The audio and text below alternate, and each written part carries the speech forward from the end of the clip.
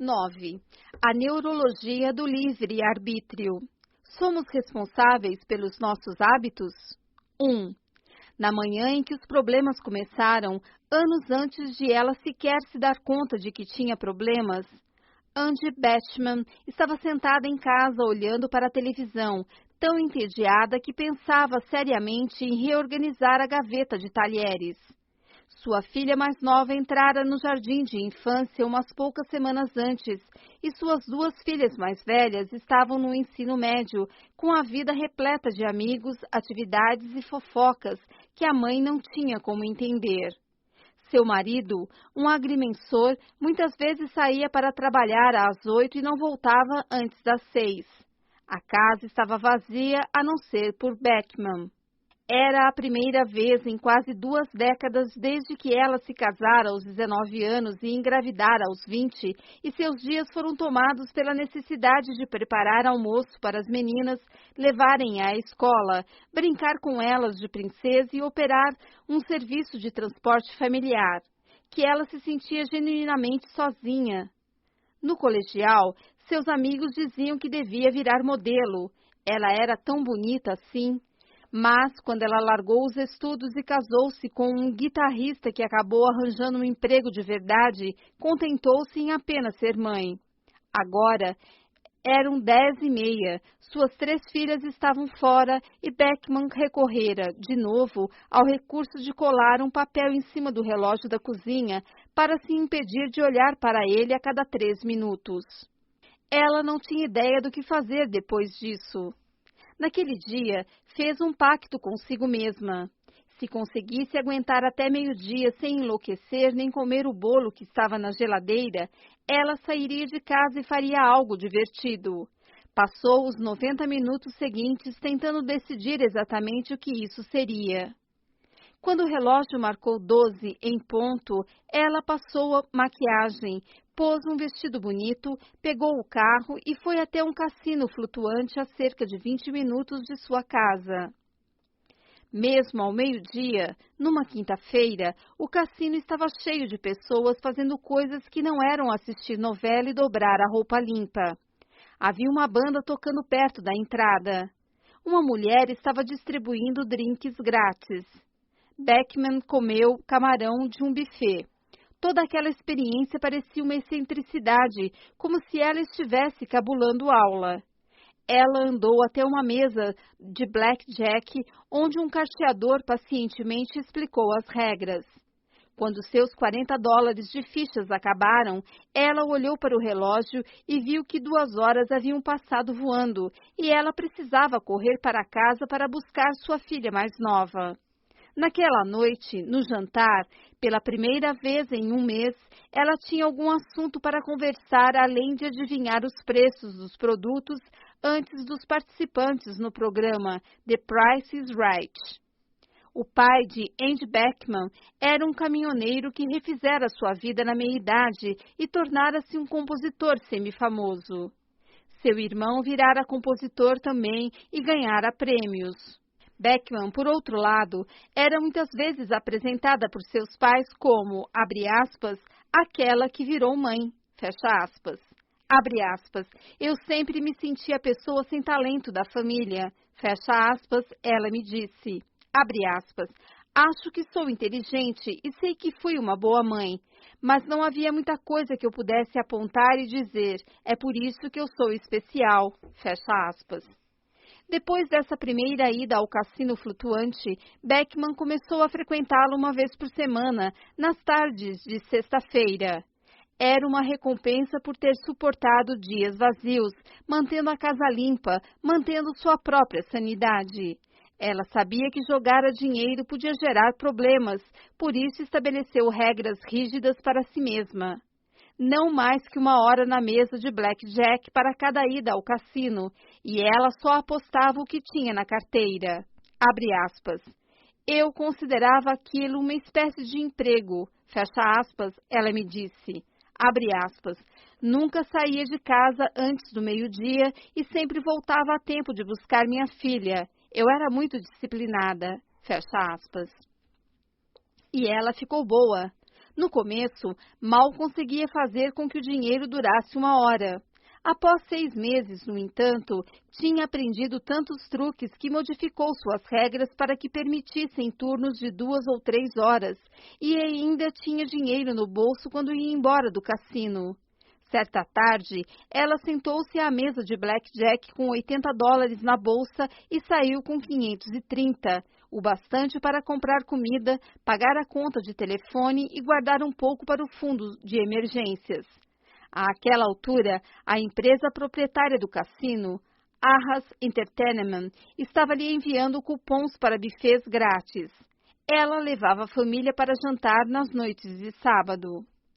O estado onde Beckman estava jogando, o Iowa, legalizara os jogos de apostas havia apenas alguns anos. Antes de 1989, os legisladores do estado receavam que as tentações das cartas e dados talvez fossem difíceis de resistir para alguns cidadãos. Era um receio tão antigo quanto o próprio país. O jogo de azar é, abre aspas, filho da avareza, irmão da iniquidade e pai da perversidade, fecha aspas. Escreveu George Washington em 1783. Abre aspas. Este é um vício que gera todos os males possíveis. Abre parênteses, reticências, fecha parênteses. Resumindo, poucos ganham com essa prática abominável, enquanto milhares são prejudicados. Fecha aspas. Proteger as pessoas de seus maus hábitos, na verdade, definir quais hábitos devem ser considerados, abre aspas, maus, fecha aspas, para começo de conversa, é uma prerrogativa que os legisladores sempre tomaram avidamente para si. Prostituição, jogos de azar, venda de bebidas alcoólicas no dia de repouso, pornografia, empréstimos usurários, relações sexuais fora do casamento, abre parênteses, ou se seus gostos forem incomuns dentro do casamento, fecha parênteses, são todos hábitos que diversas legislaturas já regularam, proibiram ou tentaram desincentivar com leis rígidas, abre parênteses, e muitas vezes ineficazes, fecha parênteses. Quando o Iowa legalizou os cassinos, os legisladores estavam receosos a ponto de restringir a atividade aos barcos fluviais e determinar que ninguém podia arriscar mais de $5 por aposta, com uma perda máxima de $200 por pessoa por visita. Dentro de uns poucos anos, no entanto, depois que alguns dos cassinos do estado mudaram-se para o Mississippi, onde não havia limites para as apostas, a Assembleia Legislativa do Iowa revogou essas restrições. Em 2010, os cofres do estado incharam com mais de $269 milhões de impostos sobre jogos de azar. Em 2000, os pais de Andy Beckman, ambos fumantes de longa data, começaram a revelar indícios de doenças pulmonares. Ela passou a ir de avião ao Tennessee para visitá-los a cada 2 semanas, comprando mantimentos e ajudando a preparar o jantar. Quando voltava para encontrar o marido e as filhas em casa, esses períodos agora pareciam ainda mais solitários. Às vezes, a casa ficava vazia o dia inteiro. Era como se, na ausência dela, seus amigos tivessem se esquecido de convidá-la para fazer coisas e sua família tivesse aprendido a se virar sozinha. Beckman estava preocupada com os pais, chateada porque o marido parecia mais interessado no seu trabalho do que nas ansiedades dela, e ressentida com as filhas, que não percebiam que ela precisava delas agora, depois de todos os sacrifícios que fizera quando eram pequenas. Mas sempre que ela chegava ao cassino, essas tensões evaporavam. Ela começou a ir 2 vezes por semana quando não estava visitando os pais, e depois toda segunda, quarta e sexta.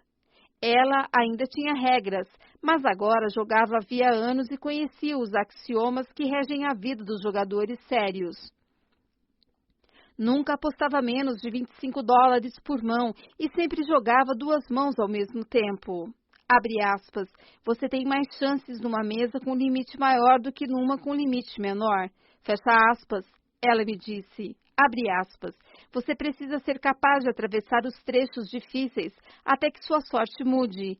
Eu já vi pessoas entrarem com $150 e ganharem 10 mil. Sabia que podia fazer isso se seguisse minhas regras. Eu estava no controle. Fecha aspas. Nota de rodapé.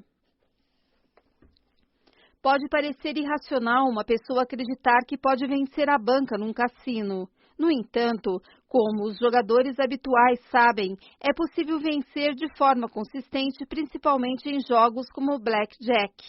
Don Johnson, de Bensalem, Pensilvânia, por exemplo, alegou ter ganhado 15,1 milhões de dólares no Blackjack ao longo de um período de 6 meses a partir de 2010. A banca sempre ganha na soma total, pois muitos jogadores apostam de um modo que não maximiza suas chances e a maioria das pessoas não tem dinheiro suficiente para continuar apostando e recuperar o prejuízo. No entanto, um jogador pode vencer consistentemente ao longo do tempo se tiver memorizado as fórmulas e estatísticas complexas que orientam como cada mão deve ser jogada. A maioria dos jogadores, porém, não possui disciplina ou habilidade matemática suficiente para vencer a banca. Fim da nota. Àquela altura, ela não tinha que pensar se ia pedir outra carta ou dobrar a aposta. Agia automaticamente, assim como Eugene Pauli, o amnésico, acabara aprendendo a sempre escolher o retângulo de cartolina certo. Um dia, em 2000, Beckman saiu do cassino com $6.000, o bastante para pagar 2 meses de aluguel e todas as contas de cartão de crédito que estavam se acumulando na porta de sua casa. Em outra ocasião, foi embora com $2.000. Às vezes ela perdia, mas aquilo era parte do jogo. Um jogador esperto sabia que é preciso descer para subir. Por fim, a Harris acabou lhe oferecendo uma linha de crédito para que ela não precisasse carregar tanto dinheiro vivo. Outros jogadores a procuravam e sentavam à sua mesa porque ela sabia o que estava fazendo. No buffet, os funcionários a deixavam passar na frente da fila. Abre aspas, eu sei jogar. Fecha aspas, ela me disse. Abre aspas, sei que isso parece a fala de alguém que tem um problema e não admite. Mas o único erro que eu cometia era não parar. Não havia nada de errado no jeito como eu jogava. Fecha aspas. As regras de Beckman tornaram-se mais flexíveis aos poucos conforme aumentava o porte de seus ganhos e perdas. Houve um dia em que ela perdeu $800 em 1 hora, depois ganhou 1.200 em 40 minutos. Então, sua sorte mudou de novo e ela foi embora com $4.000 de prejuízo.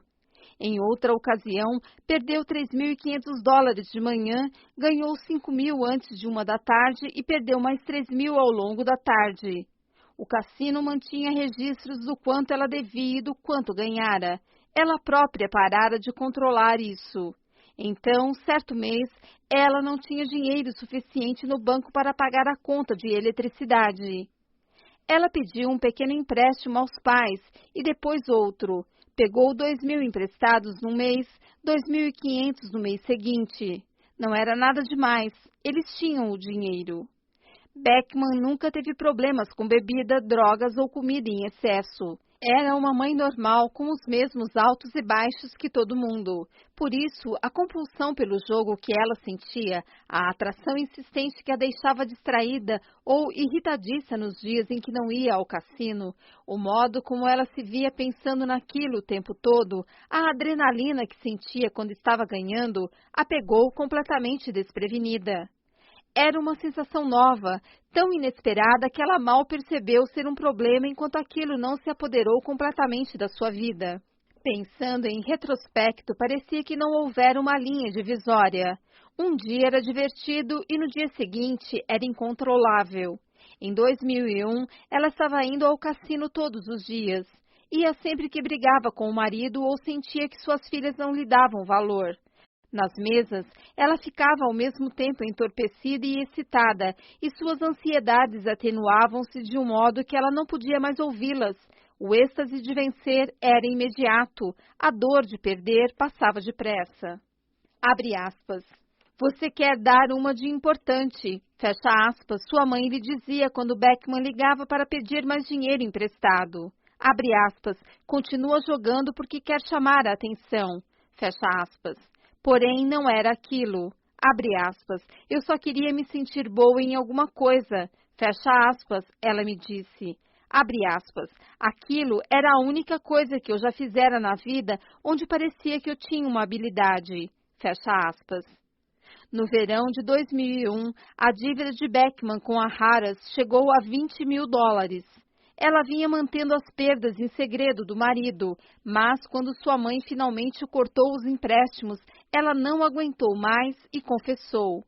Eles contrataram um advogado especializado em falências, cortaram seus cartões de crédito e sentaram-se à mesa da cozinha para traçar um plano para uma vida mais austera e responsável. Ela levou seus vestidos para uma loja de roupas usadas e aguentou a humilhação de ver uma menina de 19 anos recusar quase todos, dizendo que estavam fora de moda. Por fim, começou a parecer que a pior parte tinha passado. Ela pensou que a compulsão finalmente acabara. Mas é claro que aquilo ainda não estava nem perto do fim.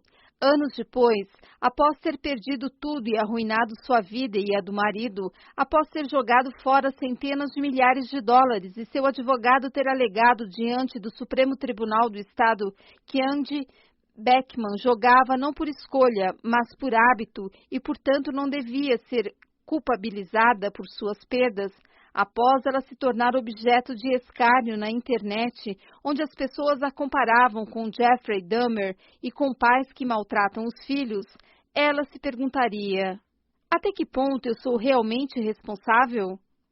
Abre aspas. Sinceramente, acredito que qualquer pessoa no meu lugar teria feito as mesmas coisas. Fecha aspas, Beckman me disse. 2. Numa manhã de julho de 2008, um homem desesperado que estava passando as férias na costa oeste do país de Gales pegou o telefone e ligou para a emergência. Abre aspas. Acho que matei minha mulher. Fecha aspas, ele disse. Abre aspas. Ai, meu Deus. Achei que alguém tinha invadido a van. Eu estava brigando com aqueles meninos, mas era a Christine. Eu devia estar sonhando ou alguma coisa assim. O que foi que eu fiz?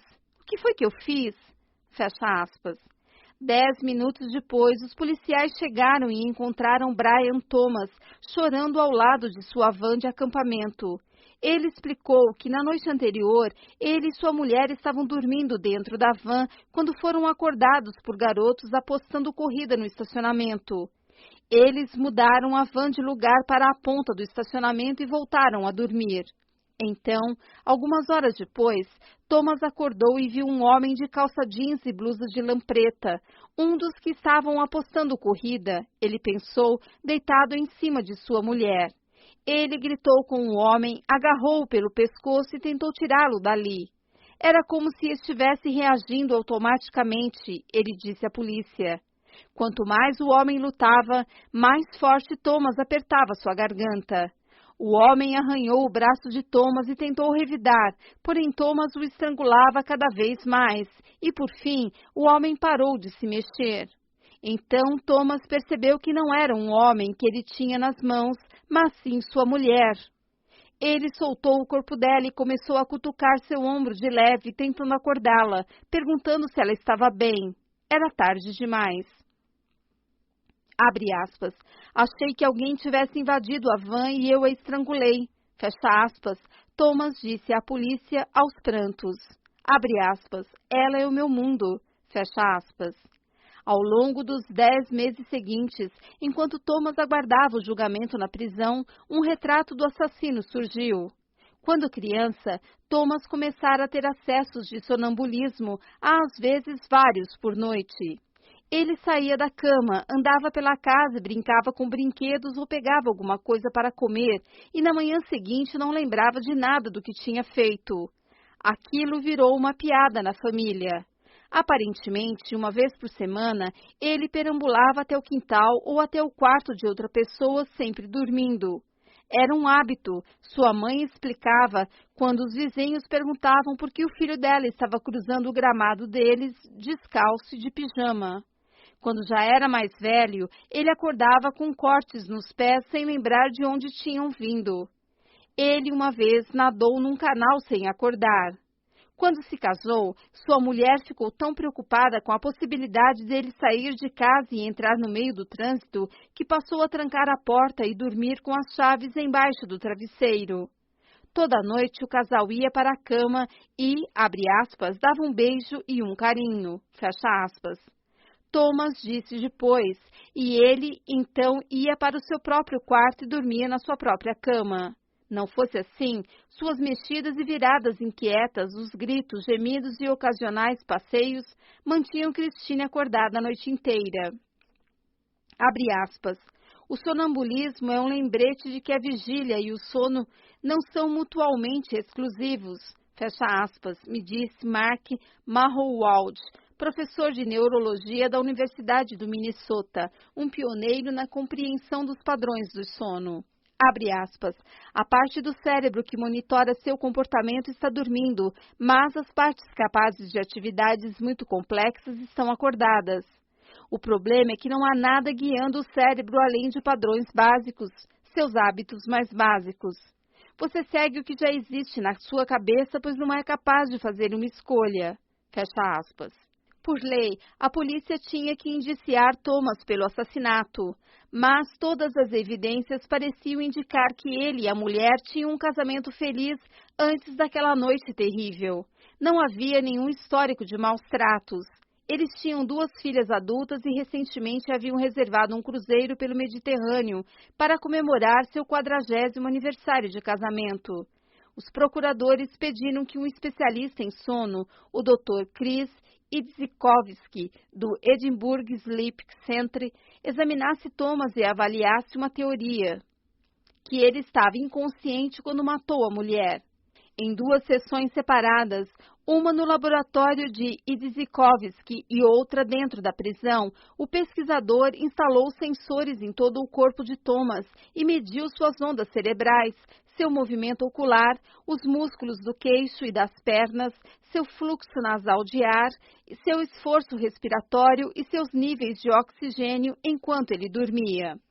Thomas não era a primeira pessoa a alegar que cometera um crime enquanto estava dormindo e, consequentemente, não devia ser considerado responsável por seu ato. Há um longo histórico de réus afirmando que não são culpados devido ao, abre aspas, automatismo, fecha aspas, como são conhecidos o sonambulismo e outros comportamentos inconscientes.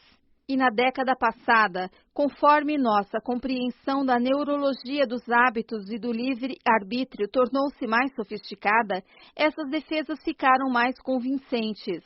A sociedade, como representada por nossos tribunais e júris, concordou que alguns hábitos são tão poderosos que sobrepujam nossa capacidade de fazer escolhas e, portanto, não somos responsáveis pelo que fazemos. O sonambulismo é um subproduto estranho de um aspecto normal do funcionamento do nosso cérebro durante o sono. Na maior parte do tempo, conforme o nosso corpo entra e sai das diferentes fases de repouso, nossa estrutura neurológica mais primitiva, o tronco encefálico, paralisa os membros e o sistema nervoso, permitindo que o cérebro vivencie sonhos sem que nosso corpo se mexa. Geralmente, as pessoas podem transitar da mobilidade à paralisia e vice-versa várias vezes por noite sem nenhum problema. Dentro da neurologia, isso é conhecido como, abre aspas, a troca. O cérebro de algumas pessoas, no entanto, sofre de erros de troca. Elas entram numa paralisia incompleta enquanto dormem e seus corpos continuam ativos enquanto elas sonham ou passam de uma fase do sono à outra. Essa é a causa central do sonambulismo e, para a maioria dos que padecem desse distúrbio, é um problema incômodo, porém benigno. Alguém talvez sonhe que está comendo um bolo, por exemplo, e na manhã seguinte encontra uma caixa de donuts saqueada na cozinha. Alguém sonha que está indo ao banheiro e depois descobre uma poça no corredor. Os sonâmbulos podem agir de maneiras complexas. Por exemplo, podem abrir os olhos, enxergar, se movimentar, dirigir um carro ou preparar uma refeição. Tudo isso enquanto estão essencialmente inconscientes, pois as partes de seu cérebro associadas aos atos de enxergar, caminhar, dirigir e cozinhar podem funcionar enquanto eles estão dormindo, sem receber estímulos das partes mais avançadas do cérebro, como o córtex pré-frontal. Sabe-se de sonâmbulos que fervem água e fazem chá. Houve um que pilotou uma lancha. Outro ligou uma serra elétrica e começou a alimentá-la com pedaços de madeira antes de voltar para a cama. Mas, em geral, os sonâmbulos não fazem coisas perigosas para si mesmos ou para os outros. Mesmo dormindo, há um instinto de evitar o perigo. No entanto, ao examinar o cérebro de sonâmbulos, os cientistas encontraram uma distinção entre o sonambulismo, em que as pessoas podem sair da cama e começar a agir de acordo com seus sonhos ou outros impulsos leves, e algo chamado terrores noturnos. Quando um terror noturno ocorre, a atividade dentro do cérebro da pessoa é marcadamente diferente de quando ela está acordada, semiconsciente ou mesmo sofrendo de sonambulismo. As pessoas em meio a terrores noturnos parecem ser tomadas por ansiedades terríveis, mas não estão sonhando no sentido normal da palavra. Seu cérebro fica inativo, a não ser pelas regiões neurológicas mais primitivas, o que inclui os chamados, abre aspas, geradores de padrões centrais, fecha aspas. Essas áreas do cérebro são as mesmas estudadas pelo Dr. Larry Squire e os cientistas do MIT que descobriram o mecanismo neurológico do loop do hábito.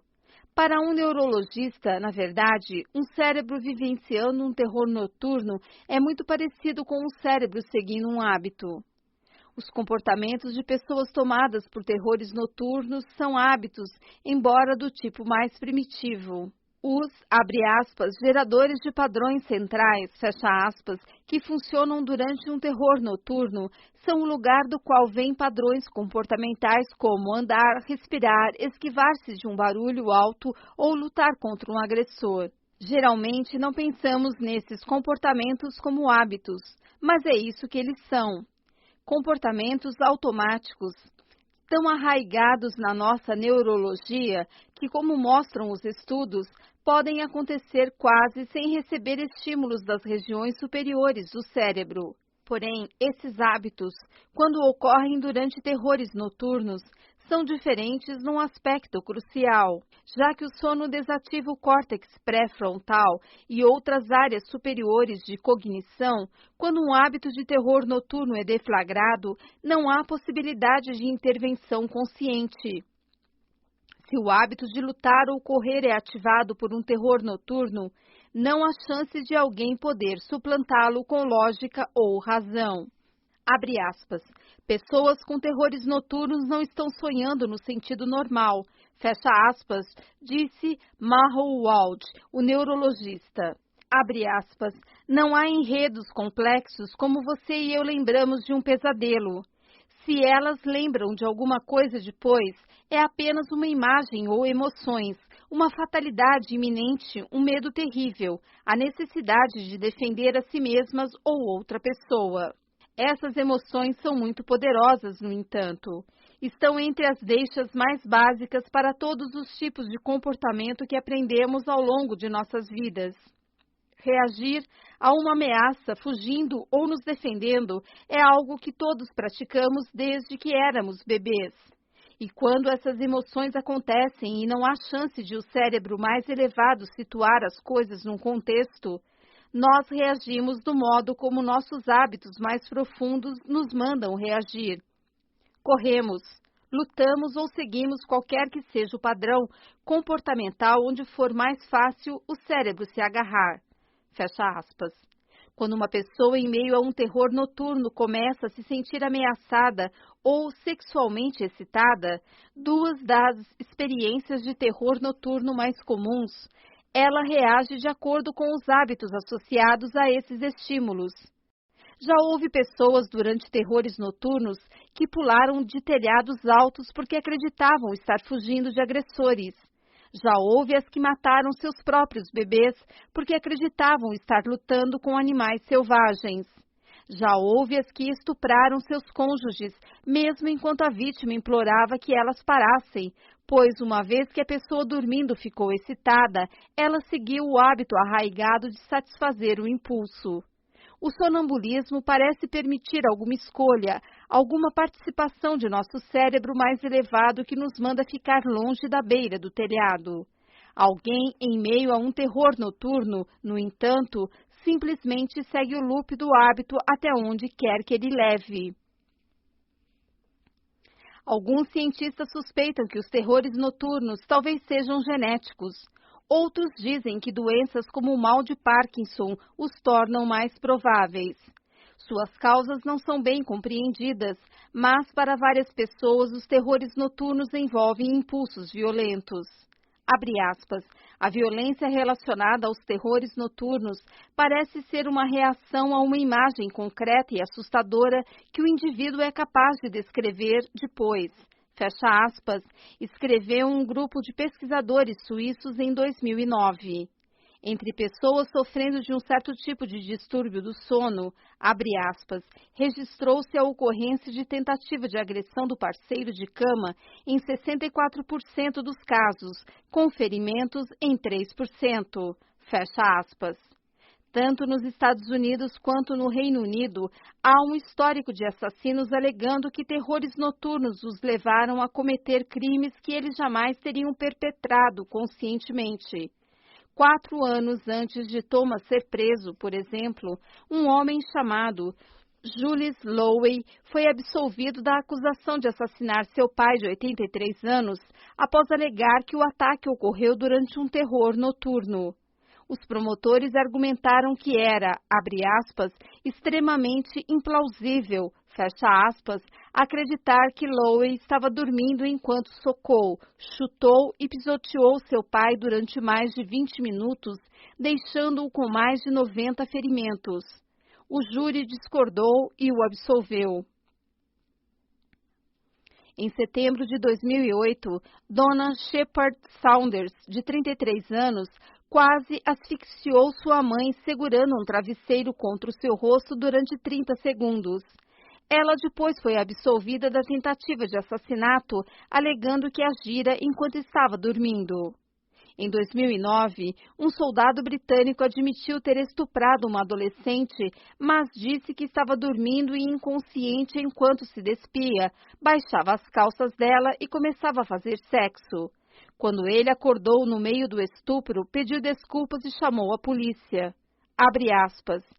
Eu meio que acabei de cometer um crime, fecha aspas, ele disse ao atendente do serviço de emergência. Abre aspas, sinceramente não sei o que aconteceu, eu acordei em cima dela, fecha aspas.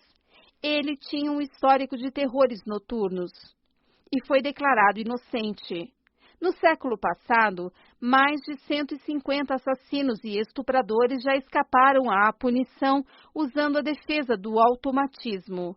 Juízes e júris, agindo em nome da sociedade, disseram que, já que os criminosos não escolheram cometer seus crimes, visto que não participaram conscientemente da violência, eles não deveriam arcar com a culpa. Para Brian Thomas, também parecia uma situação em que um distúrbio do sono e não um impulso assassino era o responsável. Abre aspas, eu nunca vou me perdoar, jamais. Fecha aspas, ele disse a um dos promotores. Abre aspas, por que eu fiz isso? Fecha aspas. Depois que o Dr. Idzikowski, o especialista em distúrbios do sono, observou Thomas em seu laboratório, ele apresentou suas descobertas. Thomas estava dormindo quando matou a esposa. Não tinha conscientemente cometido um crime. Quando o julgamento começou, os promotores apresentaram suas provas ao júri. Disseram aos jurados que Thomas admitira ter assassinado sua esposa. Ele sabia que tinha um histórico de sonambulismo. O fato de ele ter deixado de tomar precauções enquanto estava de férias, afirmaram eles, o tornara responsável por seu crime. Mas, conforme as discussões avançaram, ficou claro que os promotores estavam lutando por uma causa perdida. O advogado de Thomas argumentou que seu cliente não tivera a intenção de matar sua esposa. Na verdade, ele nem estava no controle de suas próprias ações naquela noite. Estava, sim, reagindo automaticamente a uma percepção de ameaça. Estava obedecendo a um hábito quase tão antigo quanto nossa espécie, o instinto de lutar contra um agressor e proteger uma pessoa amada. Uma vez que as partes mais primitivas de seu cérebro foram expostas a uma deixa, alguém estrangulando sua mulher, seu hábito assumiu o controle e ele revidou, sem chances de sua cognição superior intervir. Thomas não era culpado de nada além de ser um humano, argumentou o advogado, e de reagir do modo como sua neurologia e seus hábitos mais primitivos o obrigava a se comportar. Mesmo as próprias testemunhas da promotoria pareciam sustentar a defesa. Embora Thomas soubesse que podia sofrer de sonambulismo, afirmaram os psicólogos da própria promotoria, não havia nada que lhe sugerisse, portanto, ser previsível que ele talvez matasse alguém. Ele nunca atacara ninguém durante o sono, nunca tinha machucado sua esposa antes. Quando o chefe dos psiquiatras da promotoria depôs, o advogado de Thomas deu início a seu interrogatório. Parecia justo que Thomas fosse condenado por um ato que não tinha como saber que ia acontecer? A doutora Caroline Jacob disse que, na sua opinião, Thomas não podia ter previsto razoavelmente seu crime.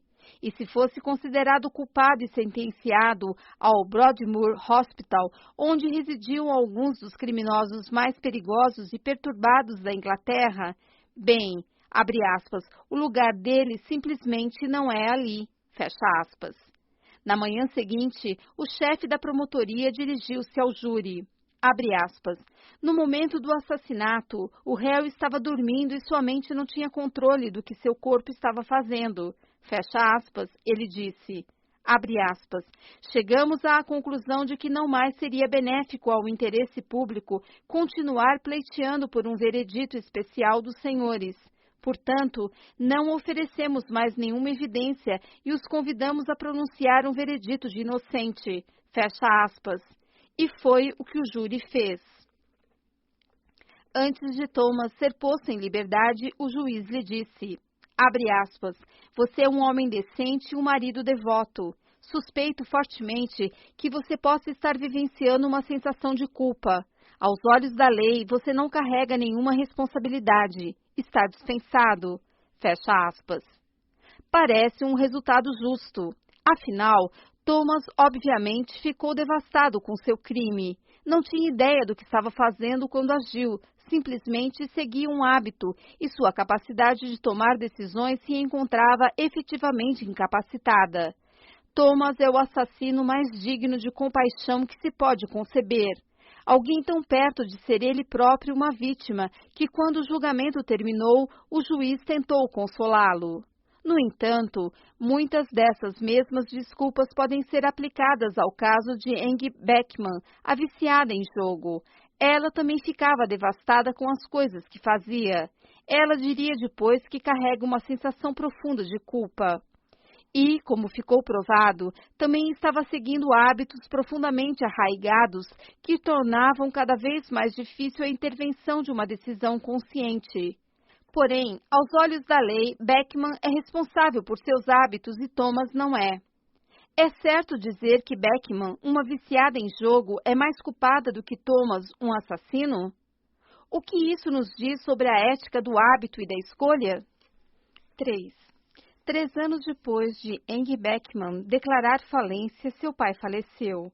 Ela passara os 5 anos anteriores viajando de avião entre sua casa e a dos pais, cuidando deles enquanto ficavam cada vez mais doentes. A morte dele foi um golpe.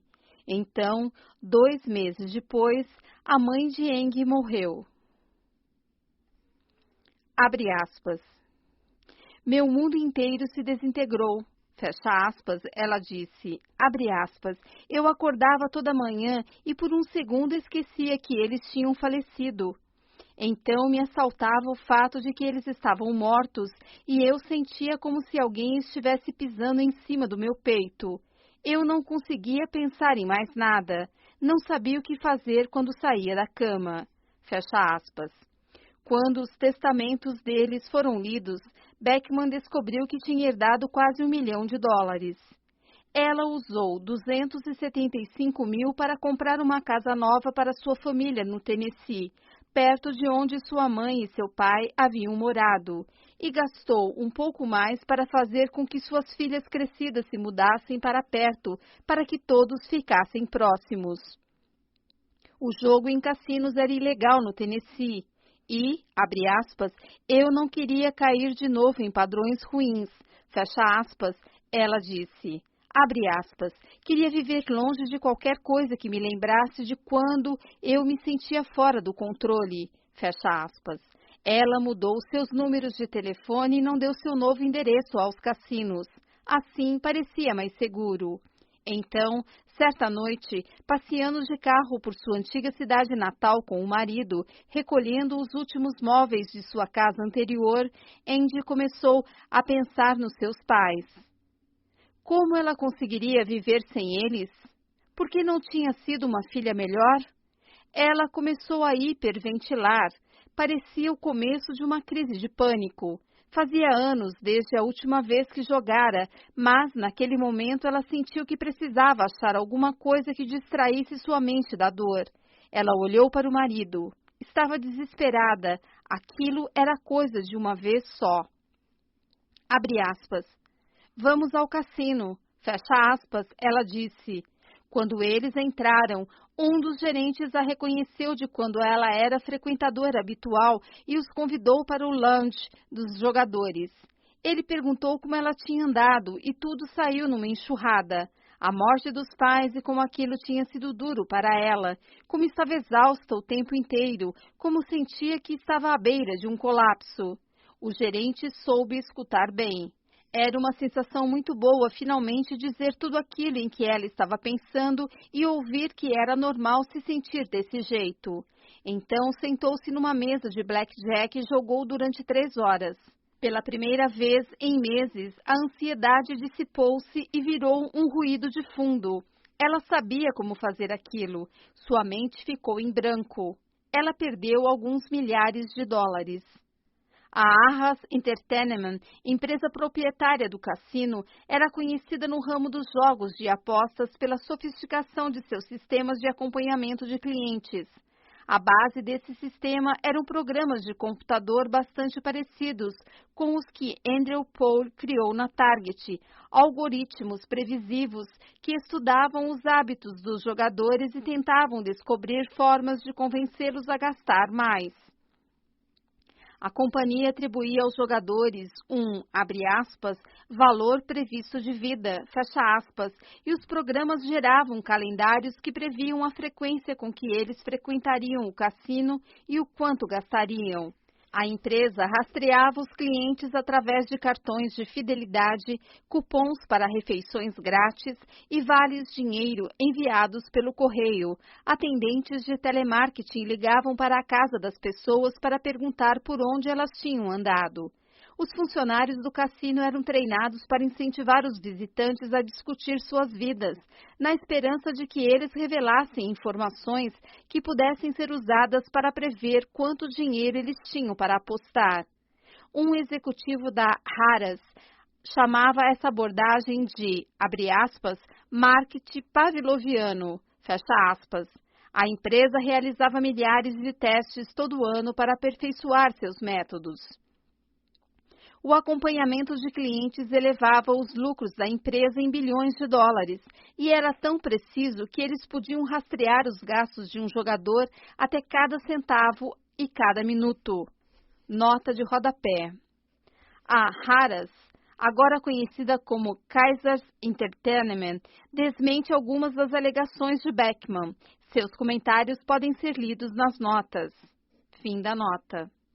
A Harrah's, é claro, estava muito ciente de que Beckman declarara falência uns poucos anos antes e se livrara de ter que pagar $20 mil em dívidas de jogo. Mas, logo após sua conversa com o gerente do cassino, ela começou a receber telefonemas com ofertas de limusines grátis que a levariam para cassinos no Mississippi. Eles se ofereceram para levá-la de avião com seu marido para Lake Tahoe, colocá-los numa suíte e lhes dar ingressos para um show dos Eagles. Abre aspas. Eu falei que minha filha tinha que ir e queria levar um amigo. Fecha aspas, disse Beckman. Não havia problema algum, respondeu a empresa. As passagens aéreas e a hospedagem de todos eram grátis. No show, ela sentou na primeira fila. A Harrah's lhe deu 10 mil para jogar como oferta da casa. As ofertas continuaram vindo. Toda semana, outro cassino telefonava, perguntando se ela queria uma limusine, ingressos para shows, passagens de avião. Beckman resistiu no início, mas por fim começou a dizer sim toda vez que chegava um convite. Quando uma amiga da família mencionou que queria se casar em Las Vegas, Beckman deu um telefonema e no fim de semana seguinte eles estavam no Palazzo. Abre aspas. Há pessoas que nem sequer sabem que esse hotel existe. Fecha aspas, ela me disse. Abre aspas. Eu telefonei e perguntei, e o atendente disse que o hotel é exclusivo demais para passar informações por telefone. O quarto era algo saído de um filme. Tinha 6 camas, um mezanino e uma banheira aquecida particular para cada quarto. Eu tinha um mordomo. Fecha aspas. Quando ela chegava aos cassinos, seus hábitos de jogo assumiam o controle assim que entrava. Ela muitas vezes jogava durante horas seguidas. Primeiro começava com apostas pequenas usando só o dinheiro do cassino. Depois as quantias ficavam maiores e ela reabastecia suas fichas com saques do caixa automático. Não lhe parecia que havia um problema. No fim, estava jogando 200 a 300 dólares por mão, 2 mãos por vez, às vezes durante 12 horas sem parar. Certa noite, ganhou 60 mil dólares. 2 vezes ela saiu com 40 mil dólares de lucro. Uma vez foi a Las Vegas com 100 mil dólares na bolsa e voltou para casa sem nada. Aquilo não mudava realmente seu estilo de vida. Sua conta bancária ainda era tão grande que ela nunca precisava pensar em dinheiro. Afinal, era para isso que seus pais haviam lhe deixado a herança, para que ela pudesse desfrutar. Ela tentou ir mais devagar, porém os apelos dos cassinos tornaram-se mais insistentes. Abre aspas. Um gerente me falou que seria demitido se eu não aparecesse naquele fim de semana. Fecha aspas, ela disse. Abre aspas. Eles diziam, abre aspas, nós mandamos você para esse show e lhe demos esse quarto bom, e você não tem jogado muito ultimamente. Fecha aspas. Bom, eles de fato faziam essas coisas legais para mim. Fecha aspas. Em 2005, o avô de seu marido morreu e a família voltou à sua antiga cidade natal para comparecer ao velório. Ela foi ao cassino na noite anterior à cerimônia para limpar a mente e se preparar psicologicamente para toda a atividade do dia seguinte. No decorrer de 12 horas, ela perdeu 250 mil dólares. Naquele momento, era quase como se sua mente não registrasse a escala do prejuízo. Quando ela pensava naquilo depois, 1/4 de $1 milhão evaporado. Não parecia real. Ela já mentira para si mesma a respeito de tanta coisa. De que seu casamento era feliz, enquanto ela e o marido às vezes passavam dias sem conversar de verdade. De que seus amigos eram próximos, enquanto ela sabia que eles apareciam para viagens a Las Vegas e sumiam quando a viagem terminava. De que ela era uma boa mãe, enquanto via suas filhas cometendo os mesmos erros que cometera, engravidando cedo demais. De que seus pais teriam ficado contentes de ver seu dinheiro ser jogado no lixo daquele jeito. Parecia que havia apenas 2 escolhas: continuar mentindo para si mesma ou admitir que desonrara tudo o que sua mãe e seu pai tinham trabalhado tão duro para conquistar. 1/4 de $1 milhão. Ela não contou para o marido. Abre aspas. Eu me concentrava em alguma coisa nova sempre que aquela noite surgia na minha mente. Fecha aspas, disse. No entanto, as perdas logo ficaram grandes demais para serem ignoradas. Em algumas noites, depois que seu marido adormecia, Beckman saía da cama, sentava-se à mesa da cozinha e fazia contas, tentando entender quanto dinheiro ela tinha perdido. A depressão que começara depois da morte de seus pais parecia estar ficando mais profunda. Ela sentia-se muito cansada o tempo todo. E a Haras continuava telefonando. Abre aspas. Este desespero começa quando você se dá conta do quanto perdeu e então sente que não pode parar porque precisa recuperar o dinheiro. Fecha aspas, ela disse. Abre aspas. Às vezes eu começava a me sentir agitada, como se não conseguisse pensar direito, e sabia que se fingisse que ia talvez fazer outra viagem em breve, isso me acalmaria.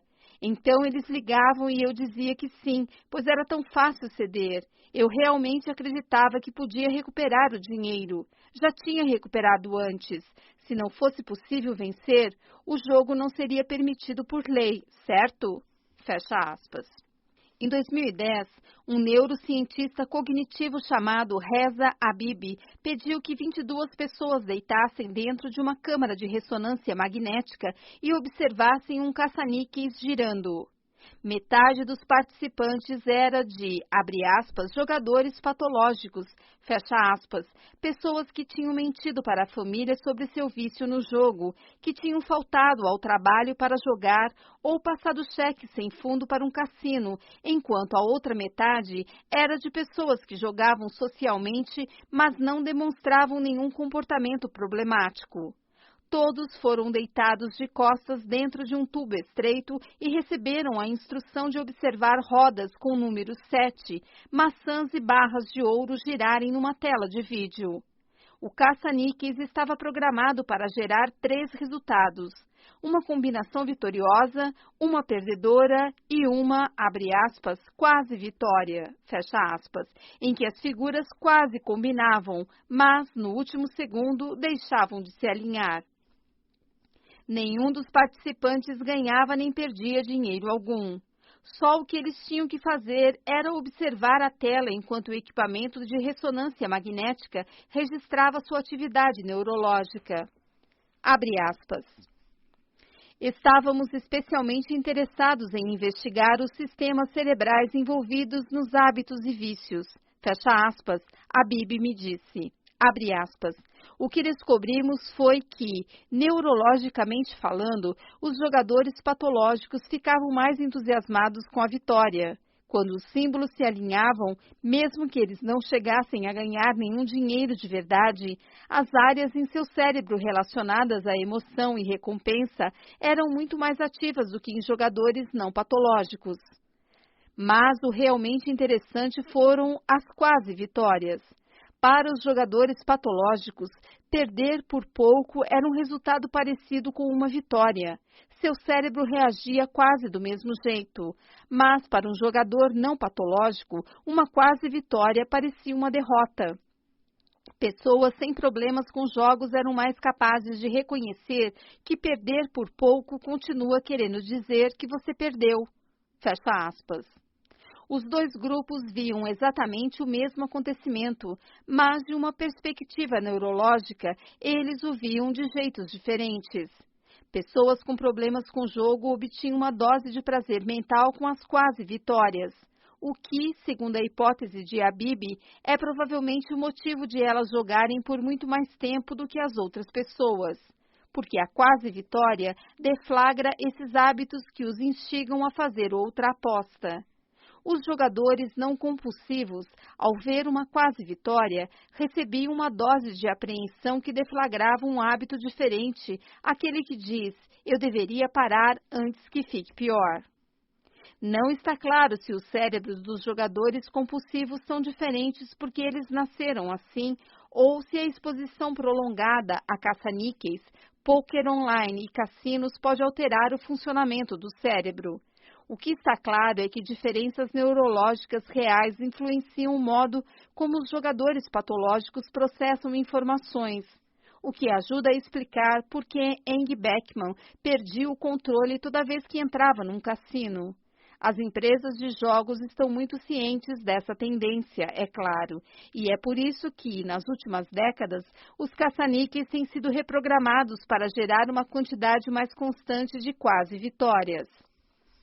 Nota de rodapé. No final dos anos 1990, um dos maiores fabricantes de caça-níqueis contratou um antigo executivo do ramo dos videogames para ajudar a projetar novas máquinas. A inovação desse executivo foi programar as máquinas para gerar mais combinações quase vitoriosas. Agora, quase todo caça-níqueis contém diversas sofisticações, como rodadas de bônus e sons que tocam quando os símbolos quase se alinham, assim como pequenas recompensas que fazem os jogadores sentirem que estão ganhando, quando, na verdade, estão gastando mais dinheiro do que recebem de volta. Abre aspas. Nenhum outro jogo de aposta manipula a mente humana de forma tão bela quanto essas máquinas. Fecha aspas. Um pesquisador de distúrbios compulsivos da Faculdade de Medicina da Universidade do Connecticut disse a um repórter do The New York Times em 2004. Fim da nota. Os jogadores que continuam apostando depois de quase vencer são aquilo que torna os cassinos, pistas de corrida e loterias estaduais tão lucrativos. Abre aspas. Acrescentar uma quase vitória a uma loteria é como jogar gasolina numa fogueira. Fecha aspas, disse um consultor da loteria estadual que falou comigo sob a condição de anonimato. Abre aspas. Quer saber por que as vendas dispararam? 1 em cada 2 bilhetes de raspadinha é programado para fazer você sentir que quase ganhou. Fecha aspas. As áreas do cérebro que a Bibi examinou em seu experimento, os gânglios basais e o tronco cerebral, são as mesmas regiões em que os hábitos residem, abre parênteses, e também em que os comportamentos relacionados a terrores noturnos começam, fecha parênteses. Na última década, conforme surgiram novas classes de medicamentos que afetam essa região, tais como remédios para o mal de Parkinson, aprendemos muita coisa sobre o quanto alguns hábitos podem ser sensíveis a estímulos externos. Ações judiciais coletivas nos Estados Unidos, na Austrália e no Canadá foram movidas contra fabricantes de medicamentos, alegando que os remédios levavam os pacientes a apostar, comer, comprar e se masturbar compulsivamente, afetando os circuitos envolvidos no loop do hábito. Em 2008, um júri federal do Minnesota concedeu 8,2 milhões de dólares a um paciente num processo contra uma empresa farmacêutica após o homem ter alegado que seu medicamento o fizera perder mais de 250 mil dólares em jogos de azar. Há centenas de casos similares pendentes. Abre aspas. Nesses casos, podemos seguramente dizer que os pacientes não têm controle sobre suas obsessões, pois podemos apontar uma droga que afeta sua neuroquímica. Fecha aspas, disse a Bibi. Abre aspas. Porém, quando examinamos os cérebros de jogadores obsessivos, a aparência é muito semelhante, tirando o fato de que eles não podem pôr a culpa no medicamento. Eles dizem aos pesquisadores que não querem jogar, mas não conseguem resistir ao anseio. Então, por que dizemos que esses jogadores estão no controle de suas ações e os pacientes de Parkinson não estão? Fecha aspas. Em 18 de março de 2006, Eng Beckman viajou de avião para um cassino a convite de Harrah's. Àquela altura, sua conta bancária estava quase zerada.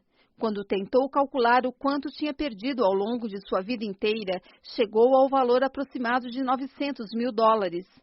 Ela dissera a Harrah's que estava praticamente sem dinheiro, mas o homem ao telefone lhe disse para ir assim mesmo. Disse que eles abririam uma linha de crédito para ela. Abre aspas. Era como se eu não pudesse dizer não, como se, sempre que eles balançavam a mínima tentação na minha frente, meu cérebro desligasse. Eu sei que isso parece uma desculpa, mas eles sempre prometiam que seria diferente dessa vez, e eu sabia que, por mais que lutasse contra aquilo, no fim ia acabar cedendo. Fecha aspas. Ela levou consigo todo o dinheiro que lhe restava. Começou apostando 400 dólares por mão, 2 mãos por vez. Dizia a si mesma que se conseguisse se erguer um pouquinho, apenas 100 mil dólares, ela podia parar e ter algo para dar às filhas. Seu marido jogou junto com ela por um tempo, mas à meia-noite foi dormir. Por volta das 2 da manhã, o dinheiro que ela trouxera tinha acabado. Um funcionário da Harrods lhe deu uma nota promissória para assinar. 6 vezes ela assinou para receber mais dinheiro, num total de $125.000. Por volta das 6 da manhã, ela teve uma maré de sorte e suas pilhas de fichas começaram a crescer. Um punhado de gente se reuniu em volta. Ela fez uma conta rápida. Não era o suficiente para pagar as promissórias que assinara, mas se continuasse jogando com inteligência, sairia no lucro e depois pararia para sempre. Ela venceu 5 vezes seguidas. Só precisava ganhar mais $20.000 para zerar a dívida. Então, o carteador fez 21. Nota de rodapé. 21. O que no blackjack significa que ele venceu. Abre parênteses, nota do tradutor, fecha parênteses, fim da nota. Depois fez 21 de novo. Umas poucas mãos depois, ele fez 21 uma terceira vez. Às 10 da manhã, todas as fichas de Beckman tinham acabado. Ela pediu mais crédito, mas o cassino recusou. Beckman saiu da mesa atordoada e andou até sua suíte. Era como se o chão estivesse tremendo. Ela caminhava com a mão na parede para ter onde se apoiar se caísse. Quando chegou ao quarto, seu marido estava esperando. Abre aspas. Acabou. Fecha aspas. Ela disse para ele. Abre aspas. Por que você não toma um banho e vai para a cama? Fecha aspas. Ele disse. Abre aspas. Está tudo bem. Não é a primeira vez que você perde. Fecha aspas. Abre aspas. Acabou tudo. Fecha aspas. Ela disse. Abre aspas. Como assim? Fecha aspas. Abre aspas. O dinheiro acabou. Fecha aspas. Ela disse. Abre aspas. O dinheiro todo. Fecha aspas. Abre aspas. Pelo menos ainda temos a casa. Fecha aspas. Ele disse. Ela não contou a ele que hipotecara a casa por uma linha de crédito alguns meses antes e perdera tudo no jogo. 4. Brian Thomas assassinou sua esposa. Angie Beckman desperdiçou sua herança. Há uma diferença em como a sociedade deveria atribuir responsabilidade? O advogado de Thomas argumentou que seu cliente não era culpado da morte da esposa, porque agir inconscientemente, automaticamente, porque sua reação fora deflagrada por acreditar que o intruso a estava atacando. Ele nunca escolheu matar, disse seu advogado, e, portanto, não deveria ser considerado responsável pela morte dela. Por essa mesma lógica, Beckman, como sabemos pela pesquisa de Reza Habib sobre o cérebro dos jogadores compulsivos, também foi movida por anseios poderosos.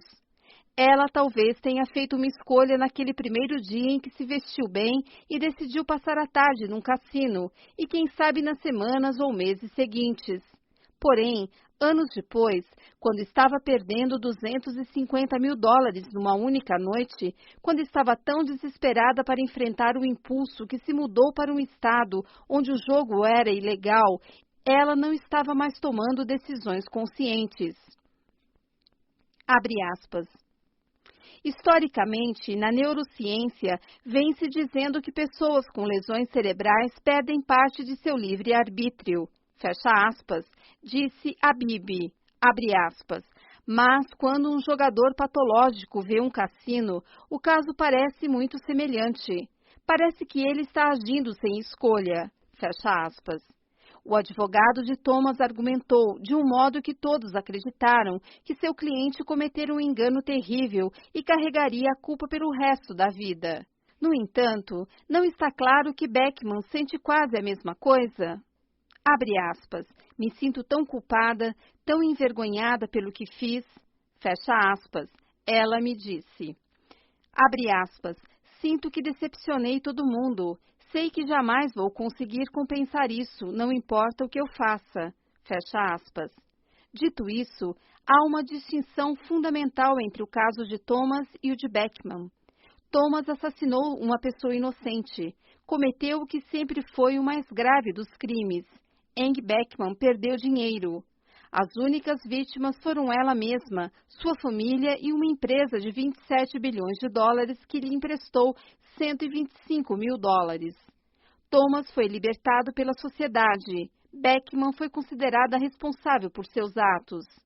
10 meses depois que Beckman perdeu tudo, a Harras tentou receber o dinheiro do seu banco.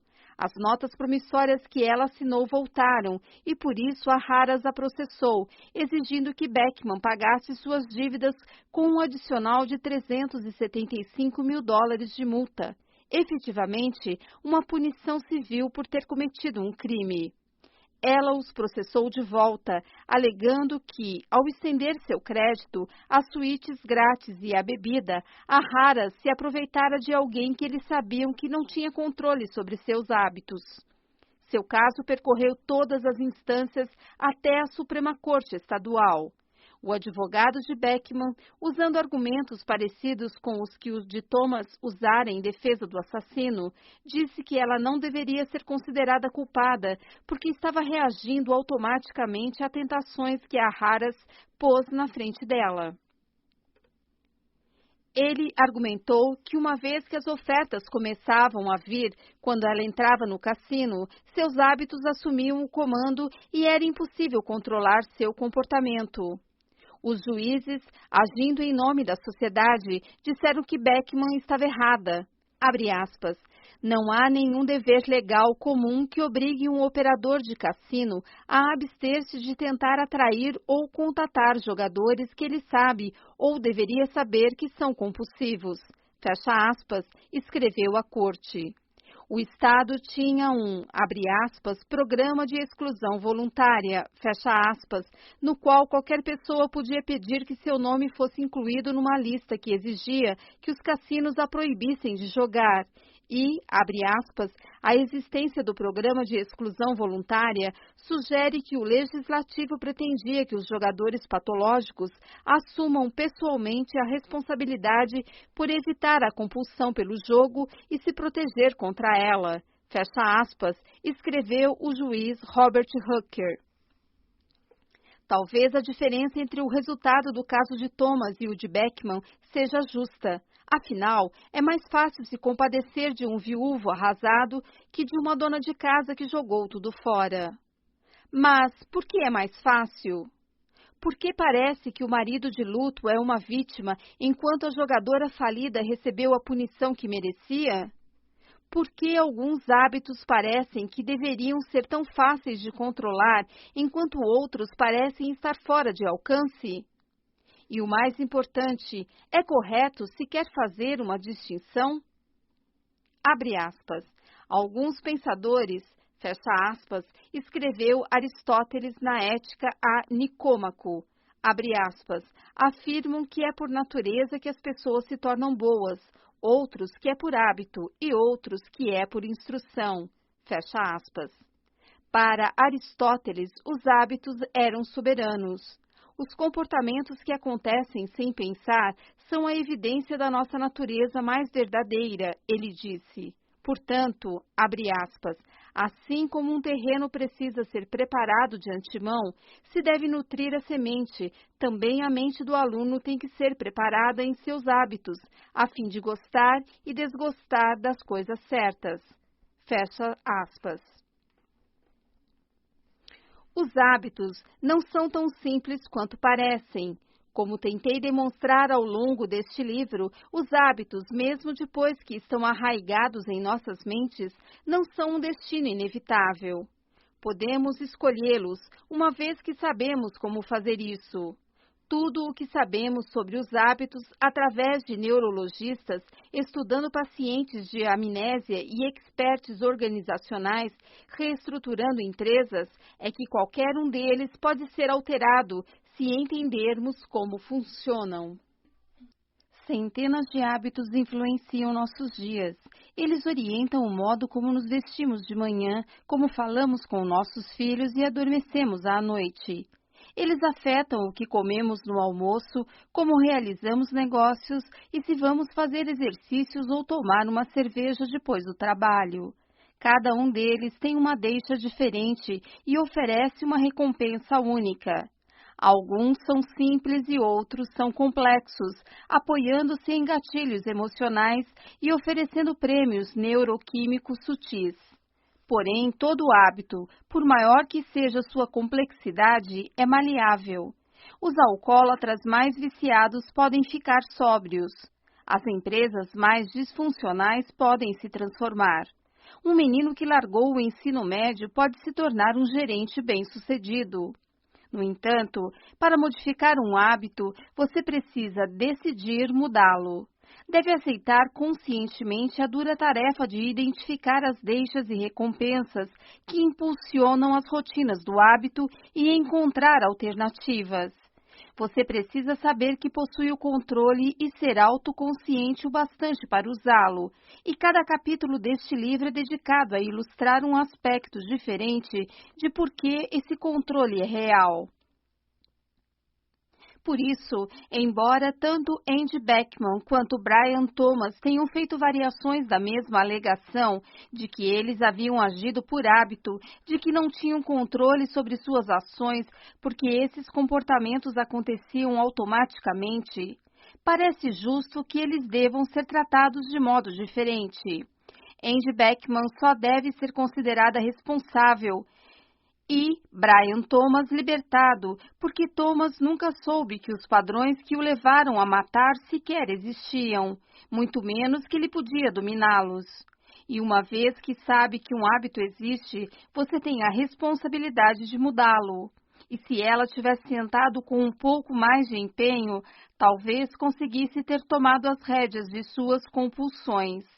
Outras pessoas já fizeram isso, mesmo diante de tentações maiores. Isso, em alguns aspectos, é o que este livro procura mostrar. Talvez um assassino sonâmbulo possa argumentar de forma plausível que não estava ciente de seu hábito e que, portanto, não é responsável por seu crime. Mas quase todos os padrões que existem na vida da maioria das pessoas, o modo como comemos, dormimos e falamos com nossos filhos, como gastamos sem pensar o nosso tempo, atenção e dinheiro, são hábitos que sabemos que existem. E uma vez que você entende que os hábitos podem mudar, você tem a liberdade e a responsabilidade de transformá-los. Quando você entende que os hábitos podem ser reconstruídos, o poder do hábito torna-se mais fácil de controlar e a única opção que resta é pôr as mãos à obra. Abre aspas, toda a nossa vida, fecha aspas, nos disse William James no prólogo, abre aspas, na medida em que tem forma definida, não passa de uma massa de hábitos, práticos, emocionais e intelectuais, sistematicamente organizados para nossa felicidade ou nosso sofrimento e nos conduzindo irresistivelmente rumo a nosso destino, qualquer que seja ele. Fecha aspas. James, que morreu em 1910, vinha de uma família cheia de realizações. Seu pai era um teólogo rico e prestigiado. Seu irmão, Henry, era um escritor brilhante e bem-sucedido, cujos romances ainda são estudados hoje em dia. William, já com mais de 30 anos, era a pessoa não realizada da família. Ele foi doente quando criança. Quis tornar-se pintor. Depois se inscreveu na faculdade de medicina e mais tarde partiu para juntar-se a uma expedição pelo rio Amazonas. Então abandonou isso também. Ele se torturava em seu diário por não ser bom em nada. E, além disso, não tinha certeza se podia melhorar. Na faculdade de medicina, visitaram um hospital para doentes mentais e viram um homem se jogando contra uma parede. Um médico explicou que o paciente sofria de alucinações. James não disse que, muitas vezes, sentia como se tivesse mais em comum com os pacientes do que com seus colegas médicos. Abre aspas. Hoje, cheguei mais ou menos ao fundo e percebo claramente que preciso enfrentar a escolha de olhos abertos. Fecha aspas. James escreveu em seu diário em 1870, aos 28 anos. Abre aspas. Devo francamente deitar fora toda a questão moral como se fosse inadequado para minhas aptidões inatas? Fecha aspas. Em outras palavras, será que o suicídio é uma opção melhor? 2 meses depois, James tomou uma decisão. Antes de cometer qualquer ato precipitado, faria um experimento de 1 ano. Passaria 12 meses acreditando que tinha controle sobre si mesmo e seu destino, que podia melhorar, que possuía livre arbítrio para mudar. Não havia prova de que isso era verdade, mas ele se libertaria para acreditar, apesar de todas as evidências contrárias, que a mudança era possível. Abre aspas. Acho que ontem foi uma crise na minha vida. Fecha aspas. Ele escreveu em seu diário. No que dizia respeito à sua capacidade de mudar, abre aspas, vou assumir por enquanto, até o ano que vem, que não é uma ilusão. Meu primeiro ato de livre-arbítrio será acreditar no livre-arbítrio. Fecha aspas. Ao longo do ano seguinte, ele praticou todo dia. Em seu diário, escrevia como se nunca houvesse dúvida de seu controle sobre si mesmo e suas escolhas. Ele se casou. Começou a lecionar em Harvard. Começou a conviver com Oliver Wendell Holmes Jr., que mais tarde se tornaria juiz da Suprema Corte, e Charles Sanders Peirce, um pioneiro no estudo da semiótica, num grupo de discussão chamado por eles de Clube Metafísico. 2 anos após escrever aquele registro no diário, James mandou uma carta para o filósofo Charles Renouvier, que teorizara extensamente sobre o livre-arbítrio. Abre aspas, não posso perder essa oportunidade de lhe falar da admiração e gratidão que foram inspiradas em mim pela leitura dos seus essays. Fecha aspas, escreveu James. Abre aspas, graças ao Senhor, possuo pela primeira vez um conceito inteligível e razoável de liberdade. Abre parênteses, reticências, fecha parênteses. Posso dizer que, através dessa filosofia, estou começando a vivenciar um renascimento da vida moral. E posso lhe garantir, Senhor, que isso não é pouca coisa. Fecha aspas. Mais tarde, ele escreveria a famosa afirmação de que a vontade de ter fé é o ingrediente mais importante para criar fé na mudança. E que um dos métodos mais importantes para criar essa crença eram os hábitos. Os hábitos, ele notou, são o que nos permite, abre aspas, fazer uma coisa com dificuldade da primeira vez, mas logo fazê-la de modo cada vez mais fácil e, por fim, com prática suficiente, fazê-la de modo semimecânico ou com praticamente nenhuma consciência. Fecha aspas. Uma vez que escolhem quem querem ser, as pessoas crescem, abre aspas, na maneira como foram exercitadas, assim como uma folha de papel ou um casaco, quando vincado ou dobrado, tende a depois cair sempre nas mesmas dobras idênticas. Fecha aspas. Se você acredita que pode mudar, se faz disso um hábito, a mudança se torna real. Este é o verdadeiro poder do hábito, a revelação de que seus hábitos são o que você escolhe que eles sejam. Uma vez que essa escolha ocorre e torna-se automática, ela não apenas é real, como começa a parecer inevitável. A coisa, como escreveu James, que nos conduz, abre aspas, irresistivelmente rumo ao nosso destino, qualquer que seja ele, fecha aspas. O modo como habitualmente pensamos em nosso ambiente e em nós mesmos cria os mundos onde cada um de nós habita. Abre aspas, tem 2 peixes jovens nadando juntos e eles por acaso encontram um peixe mais velho nadando no outro sentido, que acena para eles e diz, abre aspas, bom dia meninos, como vai a água? Fecha aspas. Fecha aspas, disse o escritor David Foster Wallace a uma classe de graduandos em 2005. Abre aspas, e os 2 peixes jovens continuam nadando um pouco. Então, uma hora, um deles olha para o outro e diz, abre aspas, água? O que é água? Fecha aspas, fecha aspas. A água são os hábitos, as escolhas impensadas e decisões invisíveis que nos cercam todos os dias. e que, pelo simples ato de olharmos para elas, se tornam visíveis de novo. Ao longo de toda a sua vida, William James escreveu sobre os hábitos e seu papel central em gerar felicidade e sucesso. Ele acabou dedicando um capítulo inteiro de sua obra-prima, The Principles of Psychology, abre colchetes, os princípios da psicologia, fecha colchetes, a esse assunto.